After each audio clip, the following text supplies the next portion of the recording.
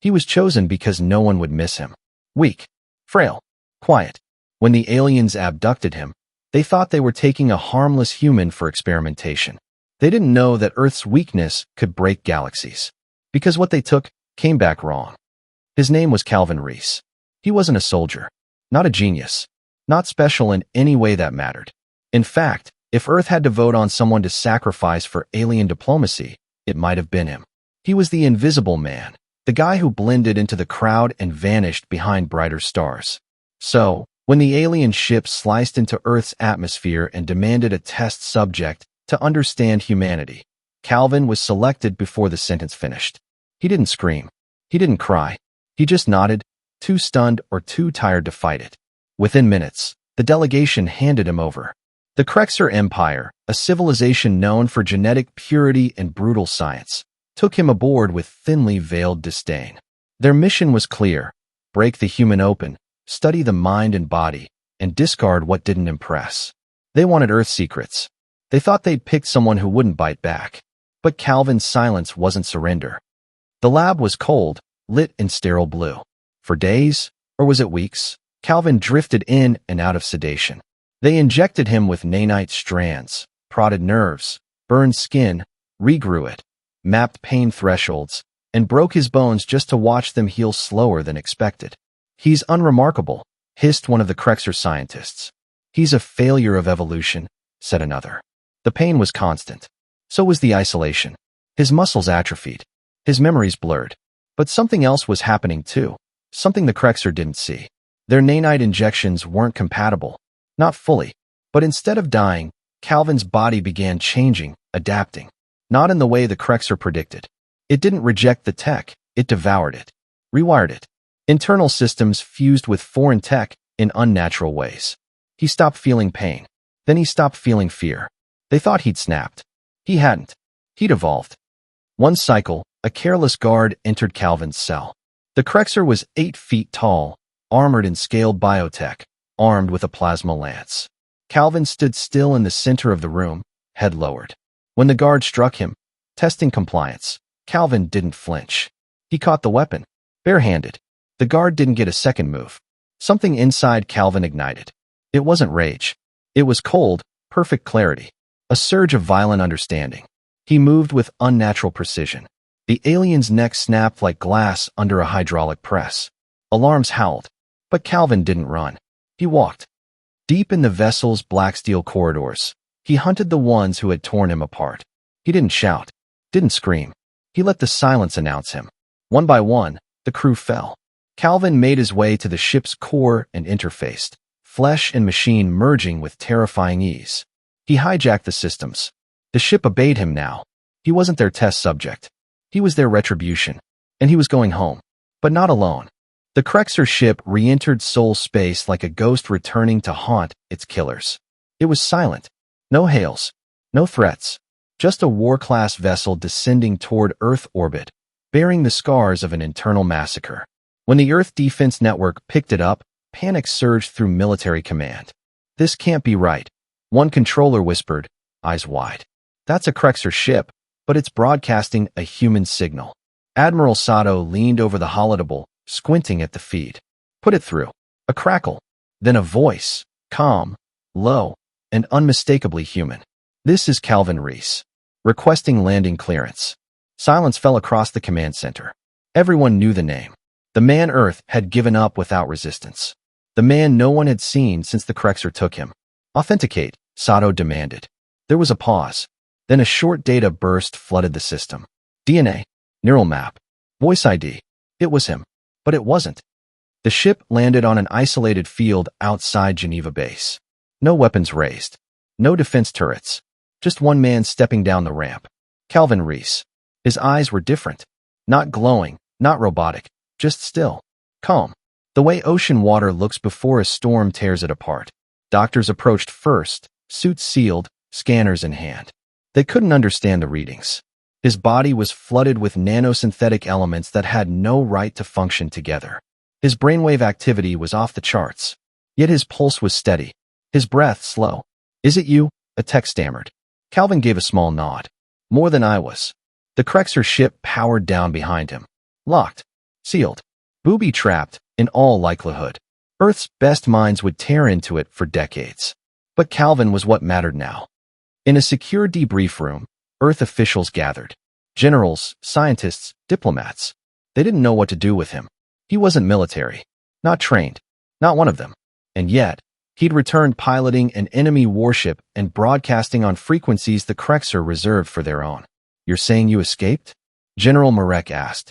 No, Calvin replied. I killed them all. You? The general leaned back skeptically. Alone? Yes. The word was heavy. Honest. Unshakable. What do you want, Mr. Reece? Asked a UN advisor cautiously. Calvin stared ahead. I want to return the favor. At first, Earth's leaders hesitated. Revenge wasn't policy. Earth had tried peace, diplomacy, cooperation with alien races. But something had changed. The Krexar were escalating. Other races were watching. The abduction of Calvin Reece wasn't a mistake. It was a test. Earth's weakness was measured. And now it had been answered. Behind closed doors, authorization was granted. Quietly. Officially unspoken. But real. Calvin was given a team. Volunteers. Soldiers and specialists who had lost family to alien raids, to Krexar cruelty. A ship was built. Not a war cruiser. Not yet. A fast strike vessel. Sharp. Silent. Designed around the alien tech Calvin had reverse engineered. They named it Wraith. Because that's what Calvin had become. Not a hero. Not a soldier. But a shadow. A warning. The first strike was on the Krexar listening post at Zell 9. It was a facility so deep in unclaimed space that no one even knew it existed. Except Calvin. He dropped from orbit in silence. Hit the compound before their scans even registered an anomaly. 3 minutes later, it was gone. He didn't leave a message. The destruction was the message. From there, the campaign began. Not war. Surgical vengeance. Outposts vaporized. Black sites exposed. Interrogation chambers torn apart and survivors liberated. Each time, Calvin's face appeared on the alien networks, his file flagged with growing alarm. Humans weren't supposed to do this. And definitely not this human. At Earth Command, whispers started. Some feared what Calvin had become. Others called him a necessary monster. A tool forged in pain. But the people, civilians, veterans, outer colonies, they had no doubts. They called him something else. The Reaper. Not because he killed without mercy, but because wherever he went, justice followed. And fear spread through the stars. The Krexar High Dominion was silent no longer. Reports of outpost annihilations, black site destructions, and liberated slave planets had reached their central throne world, Zeradax. And each incident bore the same signature. No survivors. No transmissions. Only a mark scorched into metal walls, a single human handprint, burned in alien fire. Who is this? Supreme Strategist Jarek hissed, slamming his clawed fist into the war table. The advisors fumbled. He was a human. Taken during an early raid. Designated non-essential. A nobody. A nobody has turned half our edge sectors into ash. Jarek snarled. You captured a sheep and returned a wolf. The Krexar had always seen humans as untamed. Yes, but manageable. Fragile. Emotional. But Calvin Reece defied every profile, every xenogenetic model. He wasn't just killing Krexar. He was dismantling the system they had built for centuries. The Krexar struck back. They hit colonies on the edge of human space, places Calvin had visited, allies he'd made, civilians who had welcomed him back. Cities were turned to glass. Warnings sent. Return the abomination, said the Krexar message, or we will scour every human world. Earth responded with silence. Then Calvin answered personally. He hijacked a Krexar dreadnought transmission and sent a single feed, a video of one of their command ships, once thought invincible, being cut in half from the inside. His voice followed. You made me in a cage. You taught me fear. Then you taught me pain. Now I will teach you loss. The Reaper moved again, this time not alone. Other humans joined him, those who'd lost everything, or had no more lines left to cross. He didn't lead an army. He built a myth. Across the stars, the Krexar began abandoning border outposts. Other alien races, once silent, took notice. Some even sent envoys to Earth, offering unofficial support. Not alliances, yet, but whispers of weapon shipments, coordinates of old Krexar facilities, and tech in exchange for protection. Calvin was changing the rules. Not with politics. With fear. But power demands sacrifice. In the raid on the Krexar logistics moon of Aresh, Calvin's strike team met real resistance. The Krexar had adapted, deploying biowarriors enhanced by experimental mind-linking. His second-in-command, a woman named Reece, was killed shielding a child captive. Calvin carried her body back to the ship himself. And for the first time, the fire behind his eyes dimmed. "What's the point?" one of his crew asked him. "We can't bring them all back." "No," Calvin said quietly. "But we can make them wish they'd never taken me in the first place." The Krexar made one last gamble. They unveiled their god weapon, the Tears of Zor, a gravity-based singularity bomb capable of erasing a planet from space-time. Their message to Earth was simple: surrender Calvin Reece, or lose a homeworld. Earth hesitated. Governments debated. But the people didn't. The votes surged through colonies and stations. "We don't surrender our own." Then Calvin did the unthinkable. He let them capture him. He broadcast his location to the Krexar. Alone. No ship. No weapons. "Let's finish this," he said. It was a trap, but not the one the Krexar expected. Because Calvin wasn't there to survive. He was there to end it. The Krexar flagship Ulzarek, a vessel the size of a moon, had never been breached. Its walls were laced with neutronium, its core protected by collapsing energy shields, and its guards hand-selected from the deadliest warriors across the Empire. And now, Calvin Reece, unarmed, unarmored, and very much alone, stood inside its primary chamber, wrists bound, eyes calm. "Human," barked Supreme Strategist Jarek, his voice like claws dragged across steel. "You finally understood. There is no victory. You are alone." Calvin didn't flinch. "You talk too much for someone about to lose everything." Jarek laughed, a low, vibrating growl. "Do you think your surrender means anything? Earth will watch you die. Slowly." But he was wrong. Because Calvin hadn't come alone. He had brought something with him, the last gift of Earth's Black Labs. A prototype symbiotic AI system embedded inside his nervous system. It had one function: turn a human into a singularity engine, on command. The Krexar didn't realize their mistake until too late. As their scientists tried to dissect his neural implants, the AI activated. Not to destroy him, but to link him to every Krexar system inside the Ulzarek. Suddenly, lights flickered. Systems failed. Doors sealed. And then, "Welcome to hell," Calvin whispered. The flagship's own gravity turned against them. Bulkheads crumpled inward. Fire suppression triggered floods. AI-controlled turrets turned on their masters. Calvin tore free of his restraints, the nanosteel melting like wax around his arms. The Reaper was reborn inside their throne. One by one, he moved through the flagship like a phantom. He didn't just kill, he broadcast every moment. To every Krexar warship. To every occupied world.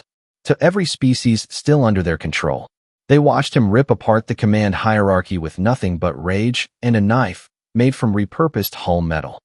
Meanwhile, Earth's hidden fleet, coded Operation Phoenix Cry, emerged from warp on the edge of Krexar space. They'd followed Calvin's signal, knowing full well what it meant. They were not there to rescue him. They were there to honor his sacrifice, and to finish what he started. They hit Krexar worlds in synchronized strikes. No warnings. No diplomacy. Just brutal, precise liberation. Back aboard the Ulzarek, Calvin finally reached the core chamber. Jarek was waiting, bloodied but unbroken. "You're just a man," the alien spat. "A virus. And you," Calvin said, stepping closer, "created me." They clashed, bone, fong, steel, and fire. Jarek was stronger, faster. But Calvin had nothing to lose. And nothing fights harder than the broken. As the final blow landed, and Jarek slumped in a heap, Calvin activated the core override. The Ulzarek began to collapse from the inside, its singularity, core growing unstable. Escape pods launched. Screams echoed. But Calvin stayed. "I'm done running." He looked into the camera one last time and spoke not to the Krexar, but to Earth. "Don't mourn me. Remember what they took. And make damn sure they never rise again." Then everything went white. Hours later, a message burst across the galaxy. The Krexar Empire had lost its throne. Its leadership was gone. Its forces scattered. And in the ashes of its might, a single name rose, spoken in awe, fear, and reverence. Calvin Reece. The last weapon. 3 months had passed since the Ulzeric vanished into a collapsing singularity. 3 months since the Krexar Empire's throne world burned and their fleets scattered like ashes in the solar wind. And 3 months since Calvin Reece, once considered the weakest man on Earth, had disappeared with it. But across the galaxy, his shadow remained. Children in refugee colonies whispered his name like a bedtime myth. Soldiers wore his silhouette as an emblem on their armor, and former Krexar slaves carved it into stone walls where statues of emperors once stood. Calvin wasn't a soldier anymore. He was a symbol of pain, vengeance, and impossible resistance. Yet in a hidden sector, deep within an asteroid cloaked in distortion fields, something stirred. A heartbeat, then another. Inside a black vault marked only by Earth's deepest encryption codes, Calvin opened his eyes. Pain surged through him, more memory than sensation. He expected death, emptiness. Instead, he was alive, not whole, changed.